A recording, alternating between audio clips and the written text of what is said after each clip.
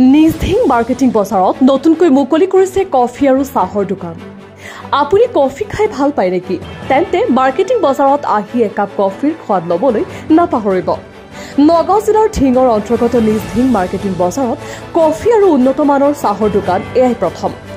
এনে এখন সুস্বাদুৰ চাহ কফিৰ দোকান মাৰ্কেটিং বজাৰত পাই গ্ৰাহকৰ মাজত ভিৰ কৰা পৰিলক্ষিত হৈছে। আপুনিও ইচ্ছা কৰিছে যদি একাপ কফিৰ সোৱাদ ল'বলৈ আহক মাৰ্কেটিং বজাৰৰ মাছ মহলৰ কাষতে থকা হাবি ষ্টৰত।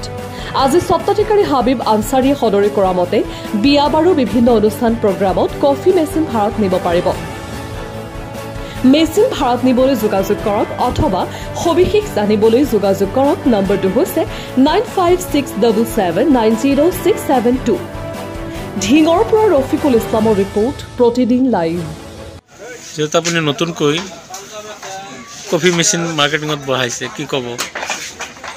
হয়, এইখন পদ্ধতি মই বাহিৰৰ ৰাজ্যৰ পৰা শিক্ষা লৈ মই ইয়াতে অপেনিং কৰিছোঁ নিজিং মাৰ্কেটিং বজাৰত। লোকেশ্যনটো হ'ল চেলামৰ গেলামালৰ দোকানৰ লগতেই আৰু মাজত আছে, ওচৰত আছে খাইৰলৰ হোটেলৰ মাজত, দুইখন দোকানৰ মাজত মোৰ নিজৰ দোকানখন হাবি ষ্ট'ৰ নামৰ দোকানখন। আৰু এই দোকানখনত আহিলে কফি চাহ ঠাণ্ডা দিনৰ কাৰণে গেছৰ পৰা বিভিন্ন ৰোগৰ পৰা মুক্তি পাবলৈ হ'লে এইটো খাই পেলাই আপোনালোকে সুস্থ থাকিব পাৰিব।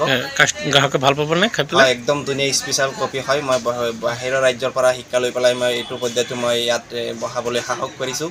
আশা কৰিছোঁ সকলোৱেই ঢিংবাসী ৰাইজে বজাৰত আহি থকা সকলো সৰু ডাঙৰ ভতিজা ডাঙৰ বা খুৰা সন্তকো অনুৰোধ জনাইছোঁ যে তেখেতসকলে যাতে মোৰ এই কফি সকলোৱে গ্ৰহণ কৰে আৰু ডেইলি আহি পেলাই এক কাপ হ'লেও যাতে খাই যায়, সেইটো আমি আশা কৰিছোঁ।